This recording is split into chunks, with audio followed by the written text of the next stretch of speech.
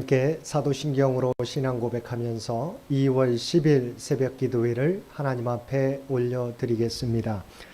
전능하사 천지를 만드신 하나님 아버지를 내가 믿사오며 그 외아들 우리 주 예수 그리스도를 믿사오니 이는 성령으로 잉태하사 동정녀 마리아에게 나시고 본디오 빌라도에게 고난을 받으사 십자가에 못 박혀 죽으시고 장사한 지 사흘 만에 죽은 자 가운데서 다시 살아나시며 하늘에 오르사 전능하신 하나님 우편에 앉아 계시다가 저리로서 산자와 죽은 자를 심판하러 오시리라.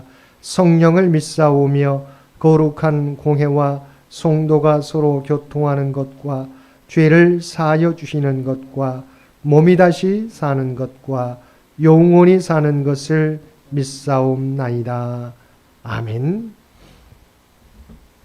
우리 다 함께 찬송 19장 함께 찬송 부르시겠습니다. 우리 찬송 19장입니다.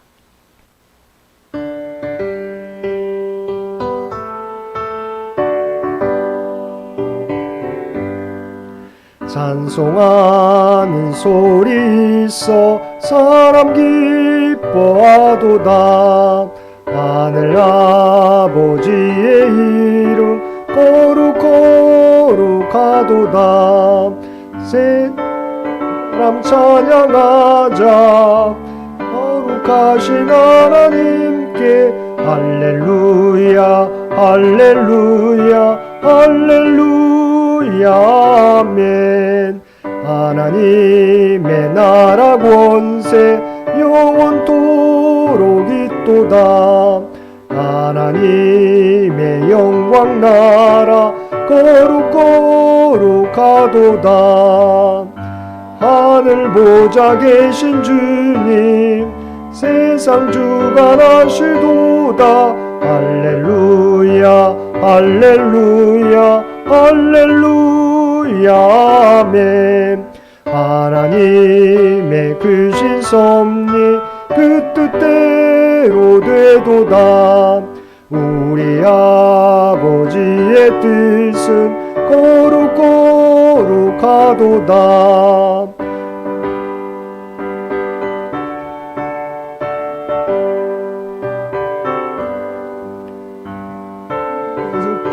임하셔서 기쁜 날을 주옵소서. 할렐루야 할렐루야 할렐루야 아멘 아멘. 오늘 우리에게 주신 하나님의 말씀 사무엘상 10장 17절에서 27절까지 말씀입니다. 사무엘상 10장 17절에서 27절까지 말씀입니다. 우리 주신 말씀 사무엘상 10장 17절에서 27절까지 우리 한 절씩 교독합니다. 사무엘이 백성을 미스바로 불러 여호와 앞에 모으고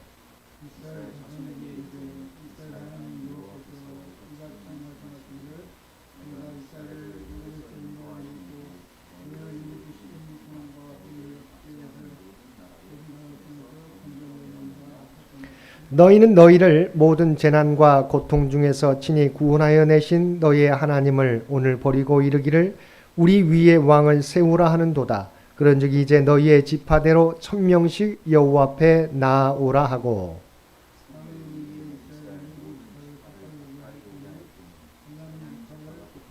베냐민 지파를 그들의 가족별로 가까이 오게 하였더니 마드리의 가족이 뽑혔고 그 중에서 기스의 아들 사울이 뽑혔으나 그를 찾아도 찾지 못한지라.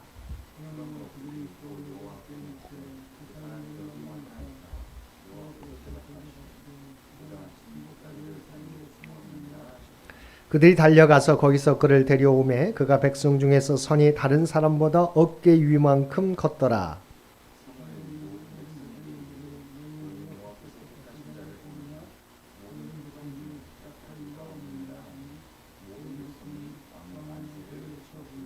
사무엘이 나라의 제도를 백성에게 말하고 책에 기록하여 여호와 앞에 두고 모든 백성을 각기 집으로 보내매.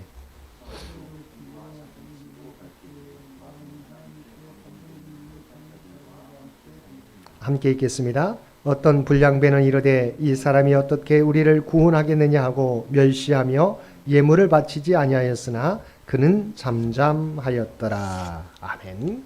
오늘도 새벽을 깨우고 말씀과 기도로 금요일 하루를 시작하는 우리 모든 성도들 가운데 하나님의 놀라운 은혜가 언제나 함께하여 주시기를 주님의 이름으로 간절히 축원드립니다. 우리는 어제 말씀을 통해서 사울이 사무엘로부터 비밀리에 기름 부음을 받고 사무엘이 제시한 세 가지 증표를 통하여 자신이 선민 이스라엘의 왕으로 선택받았음을 확신함은 물론 하나님의 영에 감동되었음을 살펴보았습니다. 이어지는 오늘 본문은 사울이 제비뽑기란 방식을 통하여 공개적으로 또한 명실상부하게 이스라엘의 왕으로 선출되는 과정을 보여주고 있습니다. 먼저 이 일은 사무엘이 백성들의 대표를 미스바로 모음으로 시작됩니다. 사무엘이 백성들을 미스바로 불러 모은 이유는 백성들의 요구대로 이스라엘의 왕을 선출하기 위해서입니다. 사실 하나님에 의해 사울이 기름 부음을 받았으므로 사무엘은 이스라엘 백성들 앞에서 사울을 이스라엘의 왕으로 공표할 수도 있었을 것입니다. 그러나 그는 그렇게 하지 않았습니다. 사무엘이 아무리 왕적 능력을 가지고 있다고 해도 사무엘 단독으로 사울을 왕으로 공표한다면 다른 지파들과 백성들의 반발을 불러 일으킬 것이 뻔했기 때문입니다. 또 우여곡절 끝에 사울이 왕으로 세워진다고 해도 그 정통성을 인정받기란 쉽지 않았을 것입니다. 따라서 사울이 하나님이 세우신 왕이라는 것을 입증하려면 그에 따르는 분명한 증거가 필요했던 것입니다. 그래서 사무엘은 백성들의 제비뽑기로 왕을 선출하기로 한 것입니다. 여기서 우리가 주목할 것은 사무엘이 이스라엘의 왕을 선출하는 과정에서 사울에게 어떠한 특별한 유리한 어떤 행동도 하지 않았다는 것입니다. 이것은 그가 이번 선거를 하나님께 전적으로 의탁했음을 의미합니다. 그는 하나님께서 당신이 원하는 왕을 친히 세우실 것을 믿었습니다. 사랑하는 성도 여러분, 이것이 바로 하나님의 일에 대한 성도들의 태도여야 합니다. 성도들은 하나님의 일을 할 때 최선을 다해서 해야 하겠지만 그 결과에 대해서는 절대적으로 하나님께 맡겨야 한다는 것입니다. 이어서 사무엘은 먼저 하나님께서 이스라엘 백성을 모든 재난과 고통에서 친히 구원하여 주셨음을 말하였습니다. 하나님께서는 이스라엘을 납치하는 모든 나라로부터 지켜주시고 건져 주셨습니다. 그런데도 이스라엘은 이런 하나님을 배신하고 무능력한 인간 왕을 요구하였다는 것입니다. 그래서 사무엘은 이스라엘 백성이 왕을 고집스레 요구하므로 하나님께서는 왕정을 허락하기는 하지만 그것이 하나님이 기뻐하시는 뜻은 아니라는 것을 밝혔습니다. 우리는 여기서 하나님께서 우리에게 용인해 주신다고 해도 그 모든 것이 하나님이 기뻐하시는 것은 아니라는 것을 깨닫게 됩니다. 그럴 경우 대부분은 하나님께서 거절하시지만 때로는 그것을 용인하실 때가 있습니다. 이때 우리가 알아야 하는 것은 하나님이 기뻐하시지 않은 일을 우리가 원하여서 하나님이 용인하실 때 그 결과는 언제나 좋지 않게 나타난다는 것입니다.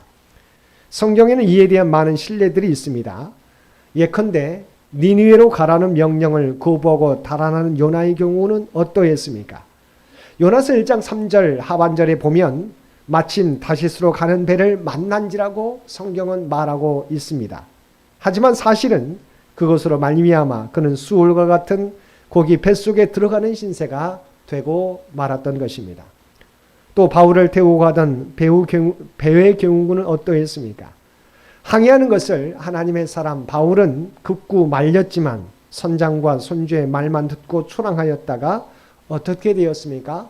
사도행전 27장 13절 이하의 말씀에 보면 남풍이 순하게 불 때 그들이 뜻을 이룬 줄 알고 항해하더니 얼마 안 되어서 섬 가운데로부터 유라굴로라는 광풍이 크게 일어났다고 성경은 말씀하고 있습니다.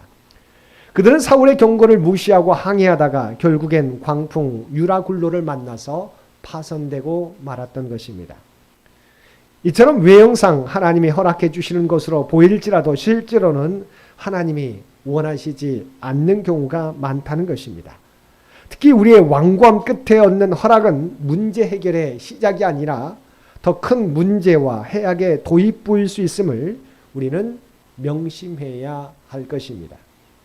그래서 바울의 경우 자기에게 있는 육체의 가시를 제거해 달라고 3번씩이나 간절하게 기도했지만 하나님의 응답이 없자 자신이 자고하지 않도록 하기 위한 하나님의 계획이신 줄 깨닫고 더 이상 기도하지 않았던 것입니다. 이어서 사무엘은 이스라엘의 왕을 선출하는 과정을 보여줍니다. 여기에 보면 제비 뽑기의 결과 12지파 가운데 베냐민 지파가 뽑혔습니다. 또 베냐민 지파 중에서의 기스의 가문 사울이 뽑혔습니다. 주지하다시피 이스라엘 사회에서 제비 뽑기는 하나님의 주권을 인정하는 행위로 여겨졌습니다. 그러한 의미에서 베냐민 지파와 또 기스의 가문이 뽑힌 것은 그것이 하나님의 뜻임을 반영합니다. 그런데 베냐민 지파는 어떤 지파였습니까? 우리가 어제도 살펴보았지만 사사시대 불량배들의 레인 첩 강간 사건으로 인해서 이스라엘 12지파 가운데 사라질 뻔한 지파가 바로 베냐민 지파였습니다. 당시 다른 지파의 전쟁에서 패하여 베냐민 지파 가운데서 겨우 남자 600여 명만 살아남았습니다. 그런데 다행히 그들을 불쌍히 여긴 다른 지파들의 도움으로 겨우 명맥을 유지할 수 있었던 것입니다. 그런데 하나님은 바로 이러한 베냐민 지파를 이스라엘의 초대 왕이 날 지파로 택하신 것입니다. 이런 하나님의 선택은 우리의 상식으로는 참으로 납득하기 어려운 일입니다. 아마도 우리가 이스라엘의 초대 왕을 선택할 수 있었다면 아마 이스라엘을 구원한 바 있고 또 이스라엘의 12지파 가운데서 가장 큰 지파인 에브라임 지파 가운데 선택하였을 것입니다. 아니면 그와 쌍벽을 이루는 큰 지파인 유다 지파를 택하였을 수도 있습니다. 그래야 힘으로 남아 이스라엘 전체 지파를 하나로 규합할 수 있기 때문입니다. 22절을 보면 이스라엘의 초대 왕으로 선출된 사울이 사람들이 찾아다녀도 못 찾고 겨우 하나님이 알려주셔서 찾아낼 정도로 진 보따리 사이에 깊숙이 숨어 있었다고 보도하고 있습니다. 무엇을 말해주고 있습니까? 겸손은 이미 사울을 통해서 기름 부음을 받았습니다. 이것은 하나님의 뜻 가운데서 이루어진 일입니다. 그래서 사울은 분명히 자신이 뽑히게 될 것을 알고 있었을 것입니다. 그럼에도 불구하고 그들은 깊숙이 숨어 있었다고 하는 것입니다. 이것은 사울의 겸손하고 분별력 있는 사람 됨됨이를 말해주고 있습니다. 초기의 사울은 이처럼 겸손한 사람이었습니다. 이런 겸손함과 성실함 때문에 이스라엘의 초대 왕으로 택함 받을 수 있었던 것입니다. 이처럼 겸손이 하나님께 선택받을 수 있는 중요한 비결 가운데 하나인 것입니다. 24절을 보면 사무엘은 이스라엘 왕으로 선출된 사울을 가리켜서 너희는 여호와께 택하신 자를 보느냐 모든 백성 중에 짝할 리가 없느니라고 소개하였습니다. 이처럼 사무엘이 사울을 높인 이유는 무엇입니까? 다른 이유가 없었습니다. 하나님께서 사울을 이스라엘 왕으로 선택하시고 세우셨기 때문입니다. 즉 그는 사울 뒤에서 그를 이스라엘 백성의 왕으로 세우신 하나님의 뜻에 복종해서 사울을 높이고 결과적으로는 자신이 낮게 평가되는 상황에 이르게 되었던 것입니다. 그리고 27절을 보면 백성의 어른이요 지도자로서 이제 막 왕으로 선출된 사울을 높임으로써 겸손의 본을 보인 사무엘과 그리고 하나님의 뜻에 전적으로 순복한 하나님께 감동된 유력한 자들이 있었는가 반면에 사울을 가리켜서 이 사람이 어떻게 우리를 구원하겠느냐 하고 멸시하는 사람들도 있었습니다. 근데 성경은 이런 사람들에 대해서 사울이 잠잠했다고 말씀하고 있습니다. 이런 모습의 사울이었기에 하나님께서는 사울이 베냐민 지파 기브아 족속이었음에도 불구하고 이스라엘의 초대 왕으로 선택받을 수 있었던 것입니다.